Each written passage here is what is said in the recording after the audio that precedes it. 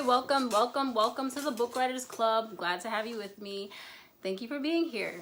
So today I am back talking to you about the next book that we want to talk about. And that book is this book right here, Big Magic.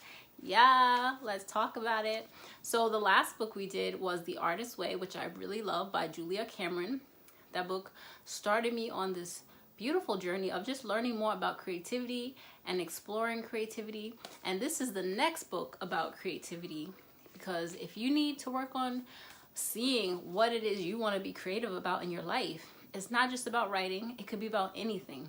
And being creative is stepping out and being bold. And the subtitle of the book is called Creative Living Beyond Fear. Creative Living Beyond Fear. That is what this is all about. So, if you're ready to learn about living beyond fear, which we all must be, you're gonna like this book a lot. This book is by Elizabeth Gilbert, and she's a great writer. She has a lot of stories in here. She writes a lot of stories, and so she breaks up this book into different categories. And the first category is courage. And that is the first topic we will be talking about today. And let's talk about courage. So the first story she discusses is a man, and this is how she starts it. A man named Jack Gilbert. Jack Gilbert was a great poet, but if you've never heard of him, don't worry about it. It's not your fault. He never much cared about being known, but I knew about him, and I loved him dearly from a respectful distance, so let me tell you about him. And so she goes on to tell that he's a poet, and she says he became a poet the way other men become monks, as a devotional practice, as an act of love, and as a lifelong commitment to the search for grace and transcendence. And so she goes on to say how he comes in and out. Like, he'd write a book and then he'd get awards and he could be famous, but then he goes and goes off and goes to the mountains. He just goes away, and you don't see him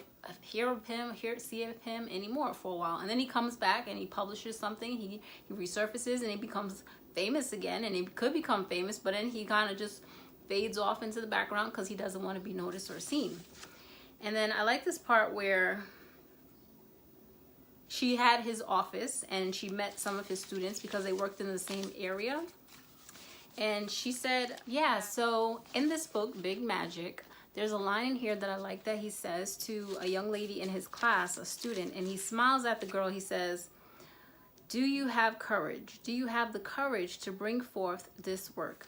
Now, what it was this woman recounted to Elizabeth Gilbert the day that she talked to the professor in his poetry class, and he had taken her aside and he complimented her work, her writing, and then asked what did she want to do with her life. And hesitantly she admitted that she wanted to be a writer.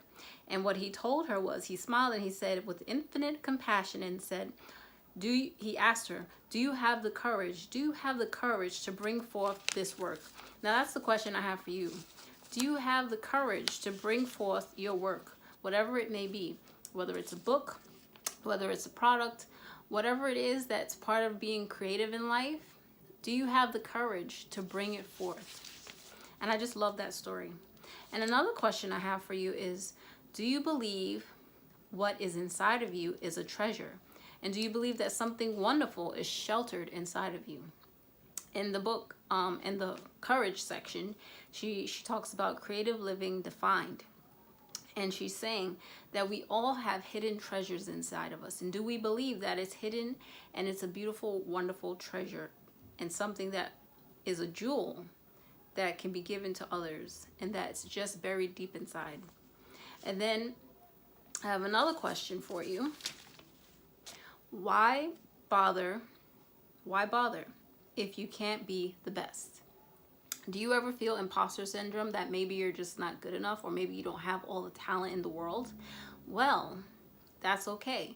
And I like the story that she gives of a woman who had kind of gotten to that midlife crisis part of her life, and she realized that she wanted to do something that she had stopped doing a long time ago, which was skating, ice skating, figure skating.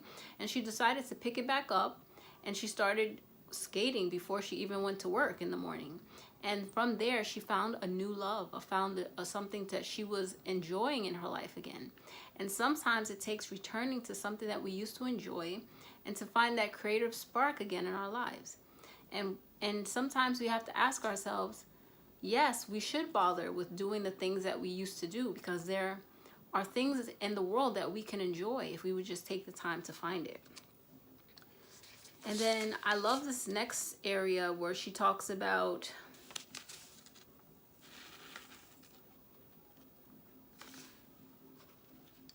and in the book, I like how she says when the woman went back to figure skating, she discovered beauty and transcendence within her life. I think creativity is a transcendence, and that is creative living. And I like this definition. She says a creative life is an amplified life. It is bigger. It is a bigger life, a happier life, an expanded life, and a hell of a lot more interesting life. Because creative living is where big magic will always abide. And then I like this side. I underlined this and highlighted it because creative living is a path for the brave. We all know that fear is a desolate boneyard where our dreams go to desiccate in the hot sun.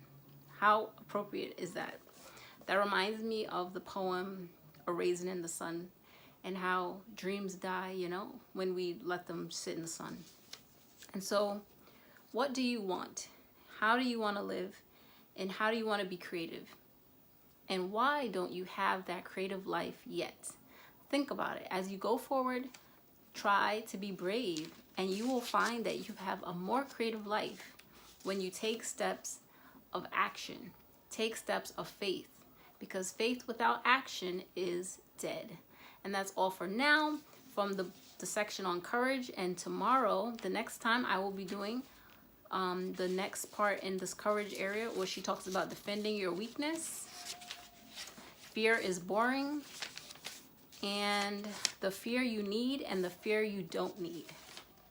And she talks about the road trip and why it's worth it. All right, so I'll talk to you later.